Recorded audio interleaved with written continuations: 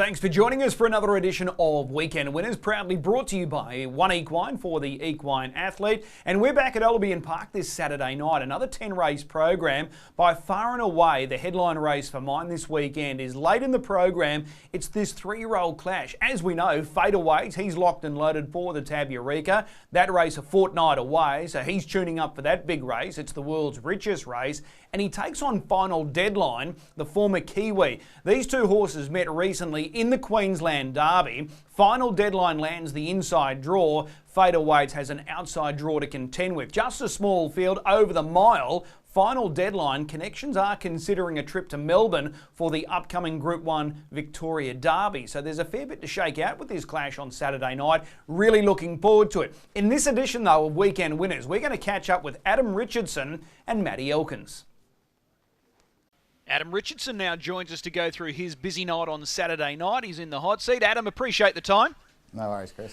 We start with race 1. Best way to start with the first race. Beach Ride is your drive. Now, he was able to score last week at Redcliffe. They went unbelievably fast time, near track record time, and he was able to put them to the sword comfortably.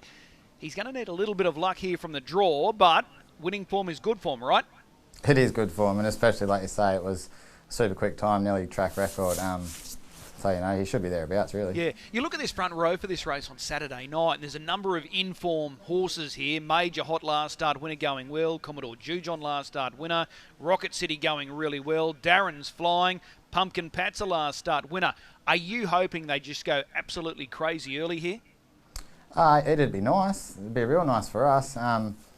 Like our fella, he's versatile. He's done it from both ends. He can sit parked, you know, so he's tough enough to fight it out if they do go solid up front. Yeah, he's a classy type, and he's versatile. He proved that last week at Redcliffe. That win didn't shock anyone last week, did it? No, I don't think so. Maybe the way he done it, the time-wise and stuff, but I don't think it shocked anyone that he got up. Okay. Major Hot, is he the obvious horse to beat, given that he's drawn barrier 1, he's a last start winner? Oh, for sure. He's in form. He's been racing well. You know, Pete likes how he hold the front. So, you know, like you say, if they go hard early, it'll just open up options. Yeah, I'll be stunned if they don't go hard in this race, because there's so many in-form horses, like I said. They've all got to get a piece of the action somehow.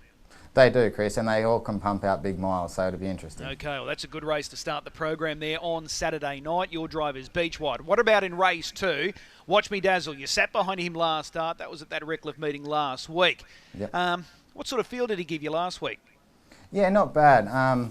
Sort of went back from the wide arm, and it was in that same race that they went time, and sort of hit the line okay from back in the pack. So he actually didn't feel too bad at all. Yeah, it gives the impression that he's going to bob up sooner rather than later. His local runs so far have all been okay. So barrier 1, unknown gate speed. What are you expecting here at the start? I'm expecting to sort of try and hold a forward position. Having a look at his form down south, he was a front runner and, you know, like to just roll along. So we'll see what happens early, and if we can hold up, I reckon he'd give a good crack there too. Yeah, much like the first race, there's several informed runners in this race, so it's going to be competitive. It is for sure, especially being over the 21. You know, you don't want to burn your bridges too early, so yeah, we'll just see what happens. Does the distance suit Watch Me Dazzle? I don't think it really bothers him. He's got form on both sides coming from down there, so yeah, I don't think it's a big concern. Okay, well, expect a good run there from the inside draw for Watch Me Dazzle. What about in race number 3? You're down to drive Gotta Have Me. Surely she's getting close. Her last start effort when second was really good. Can Saturday night be her night? Yeah, look, it wouldn't surprise me. She's not blessed with gate speed. She did leave the arm a bit better yesterday and toughed it out in the death. You know, if we can sort of hold the death, you know, I think she'd be thereabouts. Like, she feels like she's a bit more tougher than sort of sitting sprinting. So, you know, if we can drive her aggressively, we will, and she won't be far away. Okay, so in many ways, this is a perfect draw for her gate 2. It is. She just needs to be able to get out quick enough to hold that position. Okay, Kylo and Queen's a fast beginner drawn to your inside. She looks the leader. I'm a Queen Bee's having her first local start, so it's sort of hard to map how this race plays out early. It is for sure, yeah. Like you say, the one should hold up, likes to race forward, and, you know, if we can just hold that position, we'll be right there. All right. Let's go across to race 5. Almighty Max, you were aboard this guy when he won last week at Redcliffe. Did he surprise you in any way last week with the way he was able to do it? Not really. The week before he was first up and I sort of just drove him quiet and he hit the line quite nice. You know, we elected to go forward and try and cross. We couldn't do that, so we sat behind the leader and he come to the lane and got up the straight real good. So he's just starting to hit his form again, I think, and he'll be right there if we get a bit of luck in running. Yeah, he seems like he's a little underrated, this guy. So third up, should be nearing peak fitness now. And you look at that front line, there's a bit of pressure early. So maybe this is a perfect setup for him here on Saturday night. That's for sure, yeah. Like I say, he's given me a good feel both times, and you know I'm happy to sit behind him Saturday night. Okay, Almighty Max, a good chance there, chasing back-to-back wins after scoring at Redcliffe last week. What about little Aurora Joy in race number 6? This is the Mares Band 5. Smallfield's going to surge. She's likely to drift back. Can she round them up? I think a bit like the first race, if the speed is on, you know, she's a little opportunist, isn't she? So the speed's on, she can always finish over the top. Yeah, Miss Idaho's the horse to beat, unbeaten since coming up from South Australia. But the thing with Aurora Joy, she never goes a bad race. So you look at her last couple, sectionally she's been so consistent. Yeah, she has been, and she felt really good this morning in track work. So, you know, like I say, the speed's on, she can always finish over the top. Okay, that's Aurora Joy. Let's go to race 8. Pennypack is your drive here. She's dropping out of last week's Triad final. That was the race won by Laderniere beating Riley Rainbow. This looks a lot easier. It does, and I was very happy with her run. We elected to go to the fence, got held up until late, and when she got out, she actually monstered the line. So, you know, I'm giving her a good shot Saturday night. So what do you do at the start here? How does she get involved early from gate 4? I think we just have to see what unfolds in the first 50 and sort of weigh it up from there. Okay. Looks fairly open, this race. Who's the horse to beat? Look, like you say, it is fairly open. You know, it depends on what happens early to where everyone ends up, I think. Okay. But a good chance? Good chance for sure, yeah. All right. Which is the best of your drives there on Saturday night? Probably most looking forward to driving Beach Ride. Okay, in the first race. Just hoping for a stack of early pressure. That's it. All right. Hey, appreciate the time. We'll see you trackside. No worries. Thanks, Chris. There's Adam Richardson joining us. So a good book of drives coming up on Saturday night. Matty E now joins us to go through his drives on Saturday night. He's in the hot seat. Matty, appreciate the time. No worries, Chris. Race 3, you've got 2 runners lining up in this Mares Quali. Kylo and Queen drawn the ace. Out of Eden drawn 10. Was it a tough choice which way to go here as far as your drive was concerned? Yeah, it was actually. I tossed and turned a little bit and only made up my mind late there, so it was tough. Kylo and Queen draws the inside gate. She's got gate speed. It's 1 mile. She's going well. So is this the right race for her on the weekend? Yeah, that was probably what pushed me over the line to drive her. You know, she's built to be on the front end. She's got the right draw and she's racing extremely well at the moment. So it kind of does look tailor-made for her there Saturday night. Her last start effort was terrific. You would have been thrilled with that run. Yeah, no, she was big out in front there. You know, most times she finds a front, she's right there in the finish, and she's come up just a little bit short a lot of times lately and run a lot of seconds, but she's been a great little money spinner at recent times. Okay, so that early scratching of Better Collect, is that a help or a hindrance? Oh, look, I don't think it really matters. You know, she should be in front. I think the key is to keep her rolling and probably take a bit of sprint out of the others. So, you know, it probably doesn't change our setup or change our tactics. Okay. Out of Eden, she was a real eye-catcher first up when second. Has she trained on since? Yeah, that's probably what made it a tough decision. You know, she trained up really well. Her trial was okay, and I was really happy with her first up from, you know, a bad draw and sitting last in the race. I couldn't have been happier, and she really has trained on since, and I expect her to race really well there too. So did she surprise you with what she delivered in the trial to race night? Not really. You know, she trained up. I was very happy with the way she trained up. You know, she come from Tasmania and had a little break and worked up really well. And she actually just hung pretty bad in that first trial. We took a bit of hanging gear off, but we added all that back on, and no, she was excellent there first up. Okay. She's got a fairly high NR rating. Is that going to make it difficult for you to find the right races for her? Yeah, it's, you know, she's just stuck to those mares QOs. That'll be her goal. But you know, when they're drawn on national rating, it does make it hard for those mares to be in the fight every week. But, you know, when the random barrier draws pop up, hopefully we can land a marble with her. Okay. But both are going really well and forward showings expected. Yeah, couldn't be happy with either of them, and it wouldn't shock me if either of them won the race. Okay, race number 4. You know this mare well, Madrigal. This is the stand start. This is quite a deep race as well. How do you rate her chances?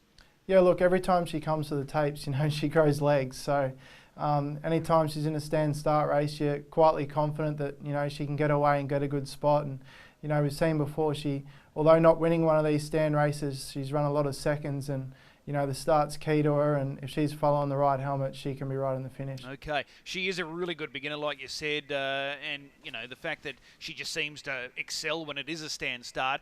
Does it make it a little more tricky that there's only, the front line and the 10-metre line? Yeah, it does sort of make it a little bit harder, on these stand races, on the lower class horses, if you can get a 20 or 30 metre handicap over the better ones, you can step run and make it very hard for them.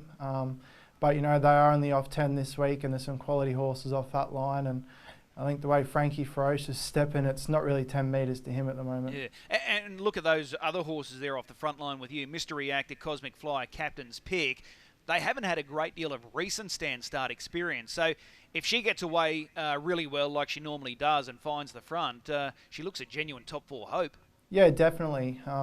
First off, you got to step, but we'll be going pretty hard in that first turn, not only to try and find the fence, but you got to make it genuine that first couple hundred to try and use that handicap you have. Okay, race number 8.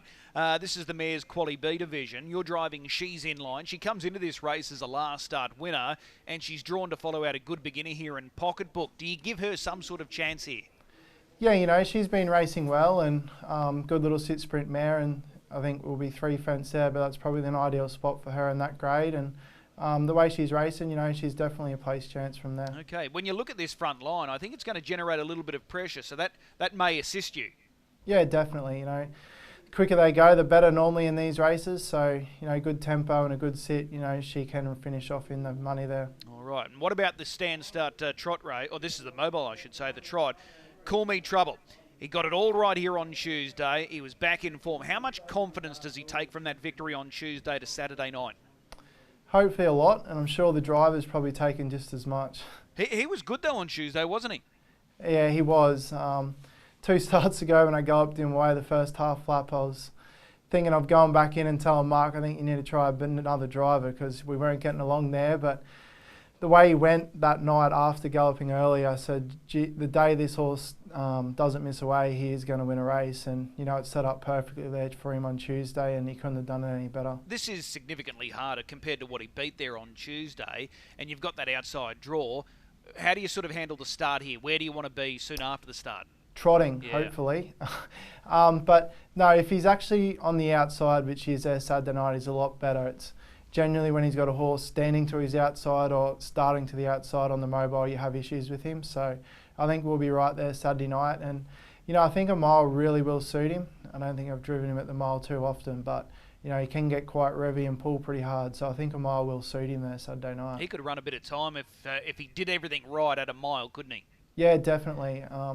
We don't have the gate speed to probably put him into it, but I would love to be on a helmet trotting and a genuine speed. I think he could finish off well. Okay, so he's well named, this guy, isn't he? Yeah, no, he is trouble. Yeah. All right, best chance for you on Saturday night. Are we going with Kylo and Queen? Definitely Kylo and Queen. Let's hope this week's her week. All right, fingers crossed. Really appreciate the time. We'll see you trackside. Thank you. Good. As always, a big thanks to our 2 drivers this week, Adam Richardson and Matty Elkins. We wish them all the very best of luck there on Saturday night. Now, as far as a good thing is concerned, I think we can strike early. Race 2, Horse 4, Call to Water. We mentioned in the intro this big race coming up, the world's richest race, the Tab Eureka, only a fortnight away. This guy is going to be competing in that race, and his last couple of runs have been okay. He's going to be the outsider, the rank outsider in the Tab Eureka, but I think he gets a perfect opportunity to go south with some winning form. I think this is a race well within his reach. He hasn't won a race since that big upset victory in dramatic circumstances a number of weeks ago now. His last start effort last week against Attachment in that Q-Bred Triad feature was more than okay. in particular when you consider those sectionals run over the final half. This looks winnable. Like I said, he gets a perfect opportunity to go south with some winning form. We're going to mark him the best bet. Race 2, number 4, Call to Water. It's a good program coming through on Saturday night, as you would expect, our Metro meet. 10 races. We start just prior to 6 o'clock. We'll see you trackside.